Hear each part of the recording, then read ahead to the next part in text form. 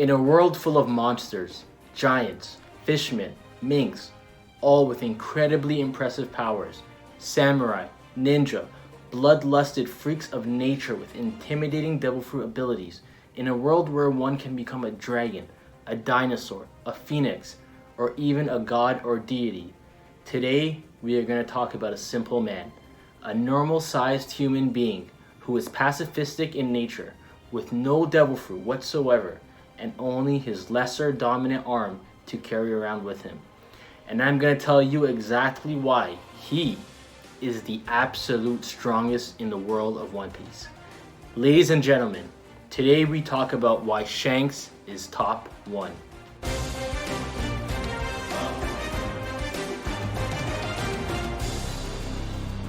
Yo, what's going on everybody? Welcome back to the channel. It's your boy, the Nature Boy. Woo! Back with another video for you guys here today. And today, as you saw in the intro, we are talking about Shanks and why Shanks is top 1 currently in the One Piece world. Now, before we begin this video, I do want to mention a few things. Let me start off by saying that this is a video basically on power scaling in One Piece. And due to the nature of power scaling, by the time this video is over, I do not expect everybody to agree with me. That's just the way power scaling is. However, what I do hope to accomplish is to insert some insight and a new perspective to my viewers on the character of Shanks, and perhaps show you something, a new perspective you have not yet explored with Shanks, and for you to understand through these aspects I'm about to give you where he stands in the One Piece world. Like I said, I don't expect everybody to agree with this.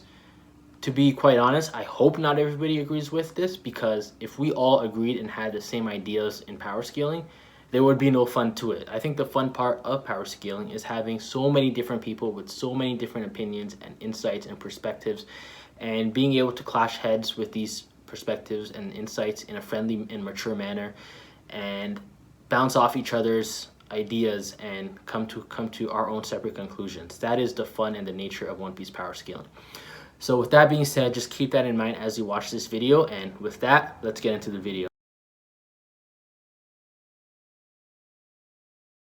Now, to understand Shanks, we must first understand shonen, as One Piece is a shonen manga, and more importantly, we must understand the author of this manga, Eiichiro Oda, and how he writes a long-term story.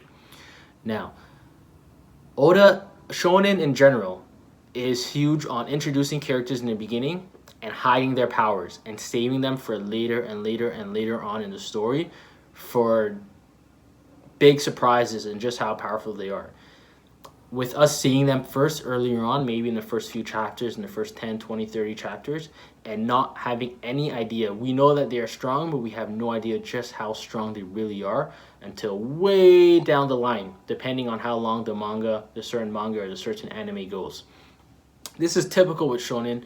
We've seen this so many times, and in my opinion, no one does this better than Eiichiro Oda himself, the author of One Piece, where he, being the author, one of the longest running manga in history, he is huge on saving characters from early on and showing us them way later down the line. We see this with Dragon, with Mihawk, with Shanks, of course, with some of the Yonko from the time of their introduction to the time we actually see them fight, and so many others. In the case of Mihawk, where he even shows us Mihawk very early on in the series and straight up tells us that the next time we're actually going to see Mihawk fight for real is basically going to be the end of the story, with him telling Zoro he's going to wait for Zoro.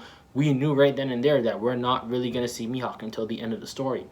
This is Oda's way of writing, and personally I am a big fan of it, because I've always been a fan of longer term story writing. I tend to invest more in those than in the short term ones, because to me it is a bigger investment, and I don't mind reading 2 or 3 very long manga series as opposed to 10 or 15 very short ones. However, it has to be done right for this to work. Now, let's talk about Shanks. Shanks was introduced in chapter 1, right after Luffy was introduced. In the very next page, we see, I think maybe, I don't know exactly when, probably the 3rd or 4th page of the entire manga of One Piece. Right after we see Luffy and we get the introduction and we discover Luffy's name, the next page we get Shanks and we learn who Shanks is. Now, in this chapter, of course, any One Piece fan knows Shanks has a devil fruit. Luffy eats a devil fruit on accident. Shanks saves Luffy.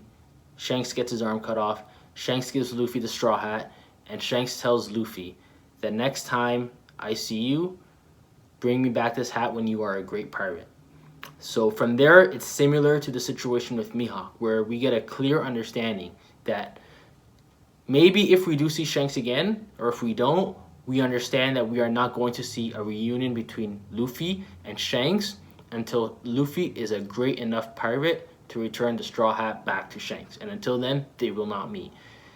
With this solidified, we get one last page of one last panel of Shanks and his crew shipping off to sea, and he's gone for a lot of chapters. Now, this is something Oda does consistently, and if we look at this and we understand what we see from Shanks after this, because when we look here, no one really thought too much of Shanks. We just thought, okay, he is a character. We know he is important to the story, but we don't know how strong he is. Now, when Garp is introduced in Post Enies Lobby, he talks to us about the Yonko system and the 4 Yonko. And the whole reason he brings this up is because him and Luffy are talking about Shanks. And he tells us that the Yonko are the 4 most powerful pirates on the seas. Now, with power, it can be many different things. It does not necessarily mean they are the 4 individual strongest characters. However, they are very strong, and they are the 4 most powerful units in the seas. This is the first time we actually are surprised and get to understand just how strong Shanks truly is.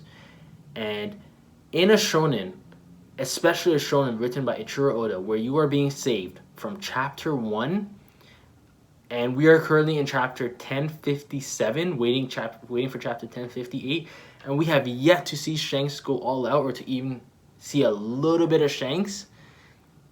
It's insane. That is absolutely insane. And he is a character who has a lot of emphasis in the story.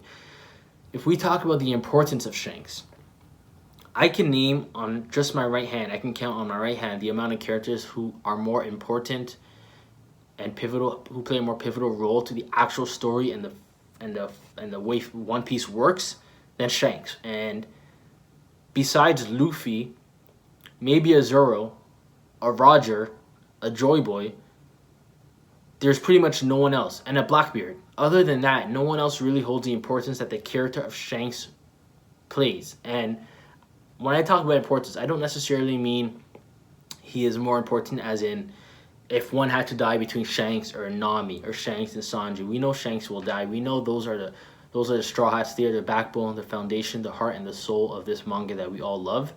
But if you take them away, if you take away Nami from the story as an entire whole doesn't go away. We just take Nami's story from the slot and take it out. With Shanks, if we take Shanks out of the picture, the entire story of One Piece gets dramatically changed, because Shanks is the in-between from the first Pirate King and the future Pirate King. He is the literal reason One Piece is happening, because he is the inspiration for Luffy to become a pirate. More so than Goldie Roger. More so than Whitebeard. More so than all these guys. Shanks is the reason that Luffy decided he wanted to become a pirate captain and he wanted to become king of the pirates and surpass everybody. Was because of Shanks. Sitting down with Shanks and his crew at the bar every day as a young, impressionable kid, he was heavily influenced by Shanks, and this started the entire journey that we know as One Piece. And in over 1,000 chapters, we have still seen barely anything of Shanks.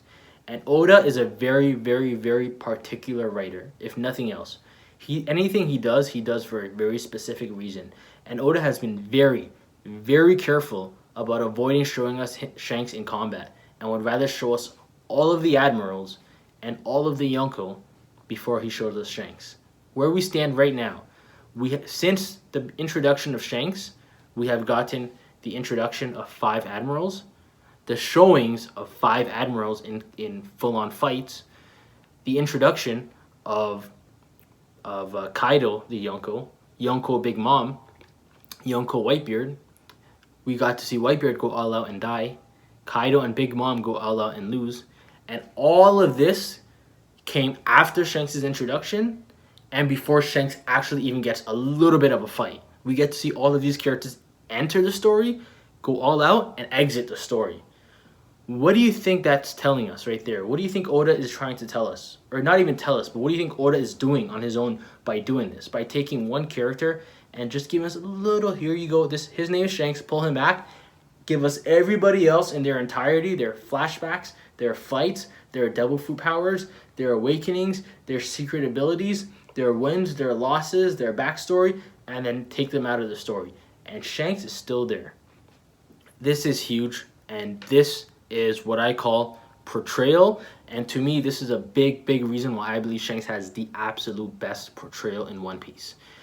And now, another thing I want to talk about. Let me just also stop right here and quickly mention that this is something I'm extremely passionate about. As you guys all know, I have just started YouTube last month. I'm still very new at this. So when I'm explaining this, I'm kind of still trying to understand how to keep in one direct flow and how to flow better on videos. Bear with me. I do better with each video I learn through trial and tribulations. But this video specifically is something I'm extremely passionate about. It is a subject I wanted to make a video on before I even started my YouTube channel. So there is so much to discuss here, and because I don't want to give you guys a 45 to an hour long video rambling all over the place with not being organized at all, I am probably going to make this video into parts, maybe 2, 3, maybe even 4 parts, but this is only going to be part 1 for now to keep it concise for you guys. But another part I want to mention about this is Shanks' personality along with his portrayal. Now, we just talked about Shanks' portrayal and how he is being saved. We just got a little bit into that. Now let's talk about his personality. So we get the introduction of Whitebeard. He is the world's strongest man. We get the introduction of Mihawk. He is the world's strongest swordsman. We get the introduction of Kaido, and he is rumored or said to be the world's strongest creature. Now, these are men who are talked about all over the world. These are men, especially Kaido, who have earned their reputation through fear and intimidation and through conquering, because Kaido has conquered. He tends to beat up pirate captains and their crews and take the captains and make them subordinates, lower subordinates of his own crew. So he is a conqueror by now. He conquered Wano. He conquered Oden. And because of this, it is a lot easier for him to gain a reputation and for his name to spread across the world. It's just like in real life. The more you do, the more active you are, the more people are going to hear about you, right? But with Shanks, Shanks' personality is something that really matters when you talk about his power scaling, believe it or not. Because Shanks is extremely pacifistic in nature. He's extremely laid back. He is fun. He's outgoing. He laughs. He doesn't take himself so seriously. And this isn't just something about Shanks. This is the main thing about Shanks that Oda decided to introduce to us in Chapter 1. If there's one thing in Chapter 1 Oda wanted to make very clear to us about Shanks, all you would have to do is go back to that one line that Shanks said to the bandits, where he said, you guys can spill water all over me, you can joke around on me, whatever, laugh at me, throw bottles around, whatever you want to do, embarrass me, make me look like a complete fool, and I will just laugh it off. But the moment you mess with somebody I care about, you're going to see the real me that you would never thought was there, because I'm not the kind of guy to show that to you. And the fact that Higuma had an 8 million berry bounty and was flexing that on Shanks, and Shanks had a 4 billion and 48 million berry bounty, and at that time he had a 1.04 billion berry bounty, and Higuma had no idea, and Shanks doesn't even care. This is Shanks' mindset in the world. So take this mindset of Shanks and add it to him in the world of One Piece, because that's his character. And Oda decided to tell us this above all else about Shanks in Chapter 1. Not his power, not his crew, or like what he's gained, his backstory. His personality is what we got from him. And you have to keep this in mind, because they say Kaido is the world's strongest creature. They say this about all these people. But Shanks is not the kind of man to chase any kind of glory whatsoever. This is a man who could have saw the One Piece and at 12 years old and could have became the Pirate King probably right after Roger died, knowing exactly where to go and what to do, but hasn't. He's the kind of guy who just likes to sit down in random deserted islands in the middle of nowhere with his crew, just drinking sake, getting drunk out of their minds, having a party all the way till the morning, and having a good time laughing. We saw this with Mihawk when Mihawk went to go visit him. This is his personality. And because of this, it is very easy for someone else to go out there and just use their strength to take over all these places like Kaido, a man who is very big, larger than life. He's energetic. He's very loud, physically loud and verbally loud. And it's hard to go through the world without hearing about Kaido in the newspapers. It's easy to go through the world without hearing about Shanks. But when Shanks does make a move, all eyes are on him. All eyes across the world are on him. It's like that one person you always know that doesn't talk a lot, but when they do talk, everybody listens because of how rarely they talk.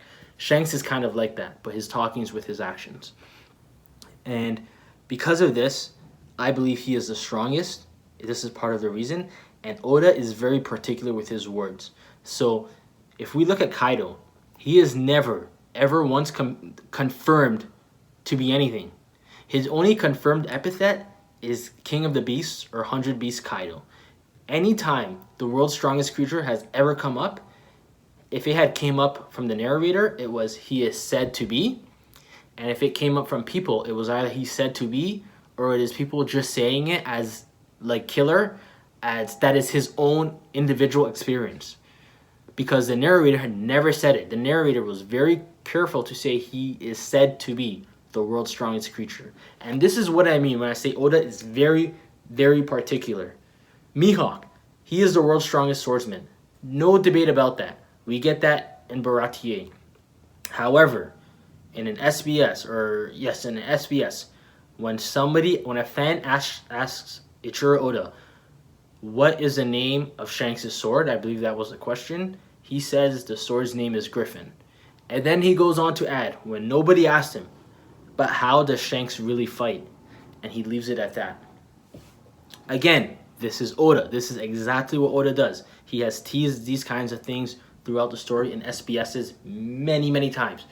When we found out about the Hito no Mi, we went back to an interview and we found out he basically was teasing this to us years ago. We look at the latest chapter, chapter 1058, New Emperor. We get the bounties of Crocodile, we get the bounty of Buggy, and more importantly, we also get the bounties of all the Straw Hats, but most importantly, in that chapter, what we all remember, what we're all going to take from it, we got the bounty of Dracula Mihawk. What did they say? They said Dracula Mihawk is the world's strongest swordsman, and then they went on to say, or right before that, they said, he even has greater sword skill than the Red Hair Emperor.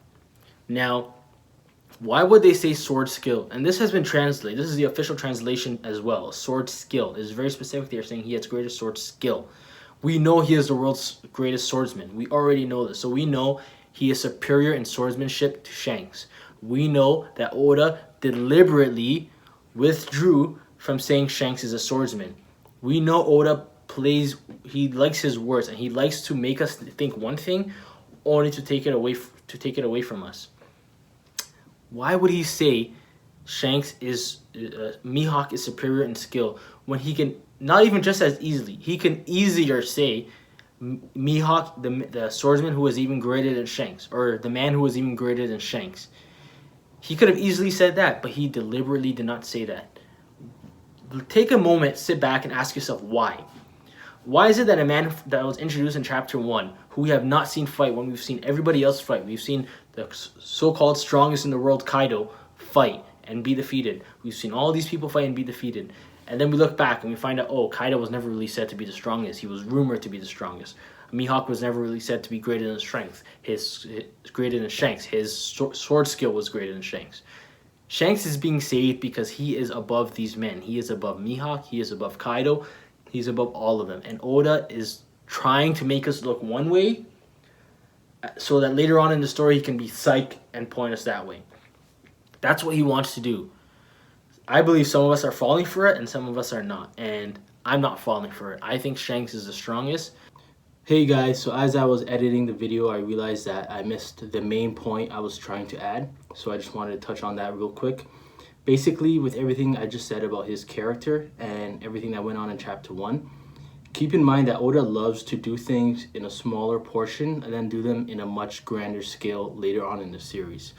We see this with the Romance Dawn arc and how generally it portrays the entire journey of the Grand Line in the New World, with each arc in the Romance Dawn being just a smaller and lesser version of a major arc we see in the New World. And basically my main point here is that this is exactly what's happening with Shanks in chapter 1.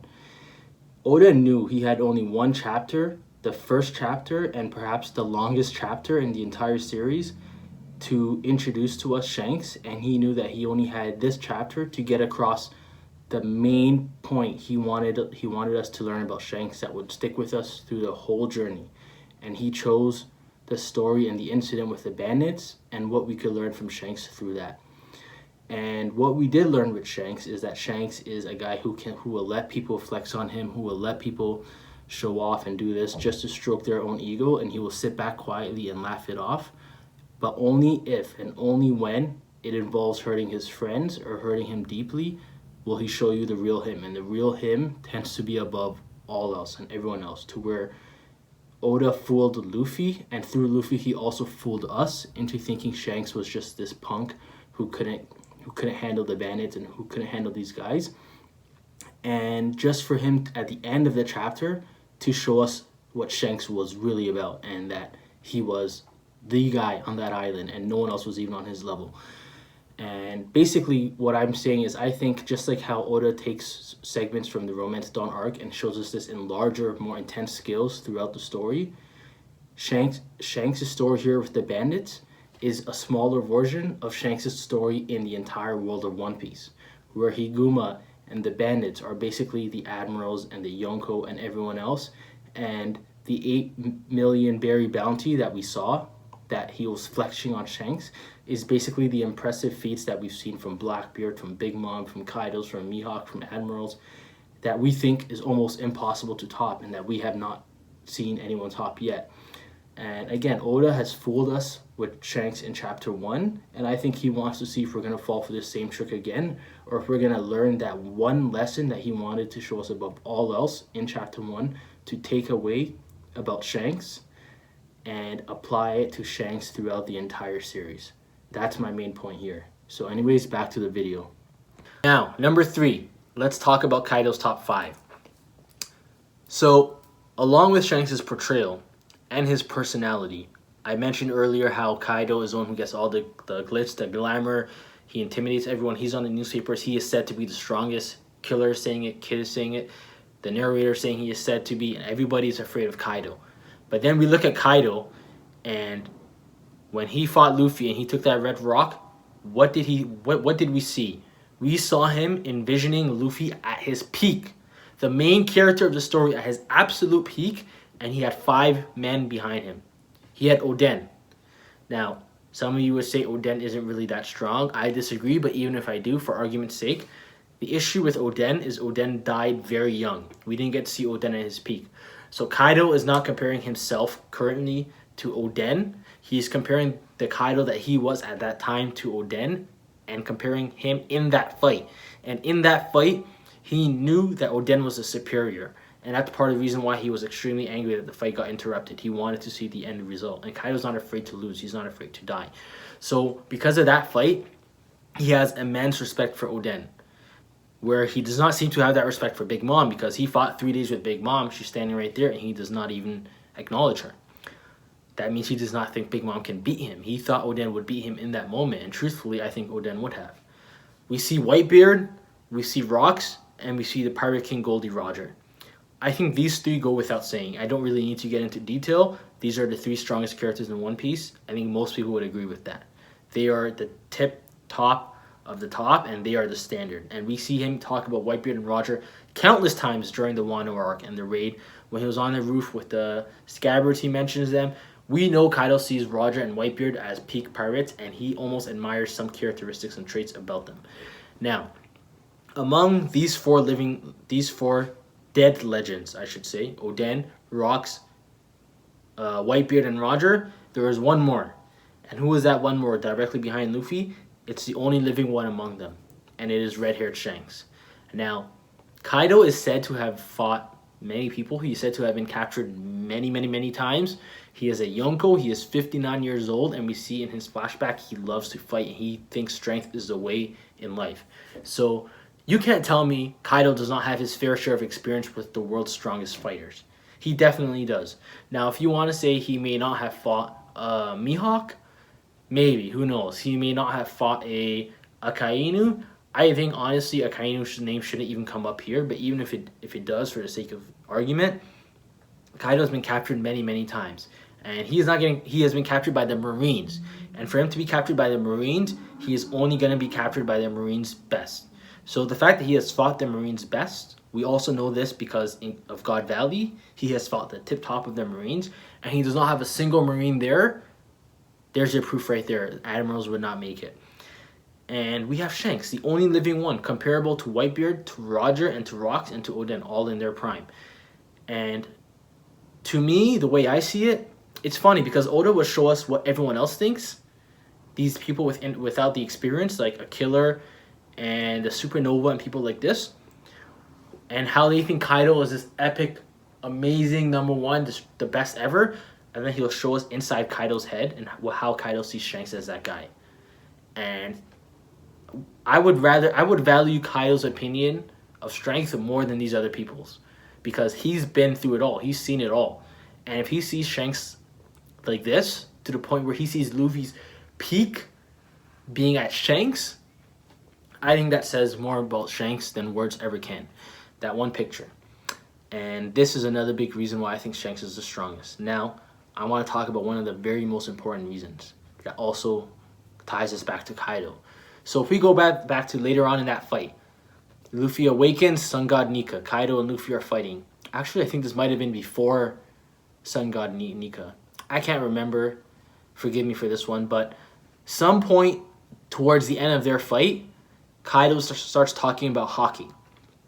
And what does he say? He says Haki. He says you can master your double fruit, you can have the greatest double fruit abilities, but without Haki, it's nothing. Haki is the most important aspect.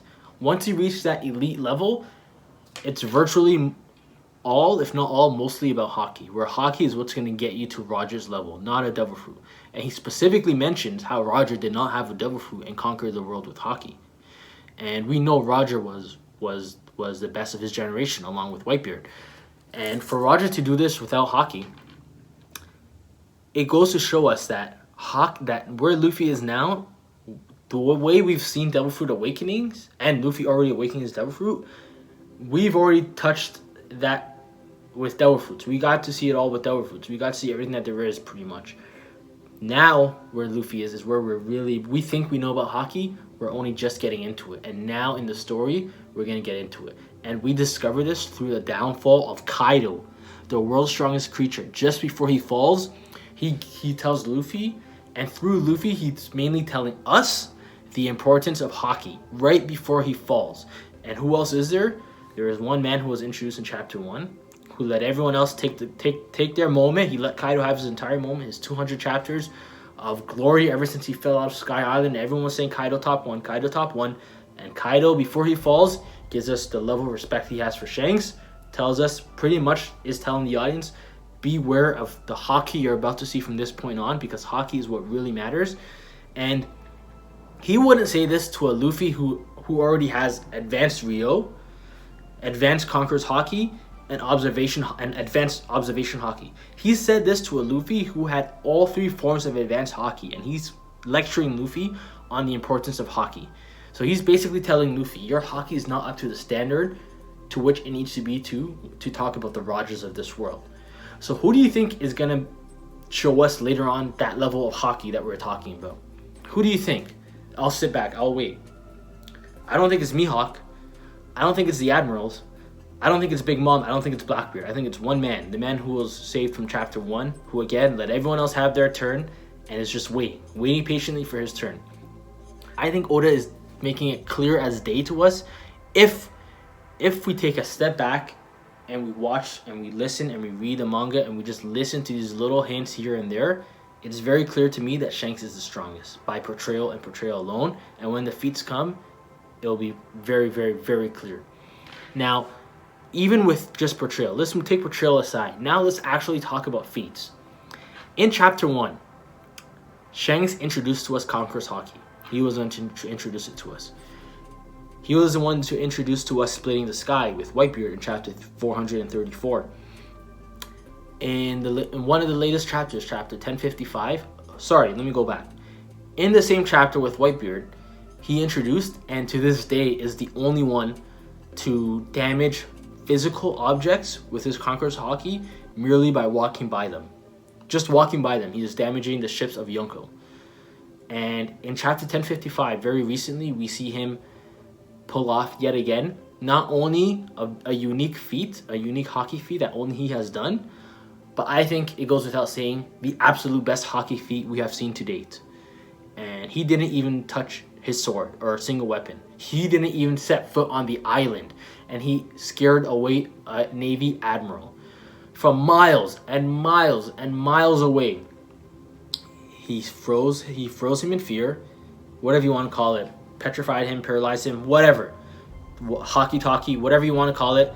Green Bull was frozen from the Conqueror's Haki and was sweating.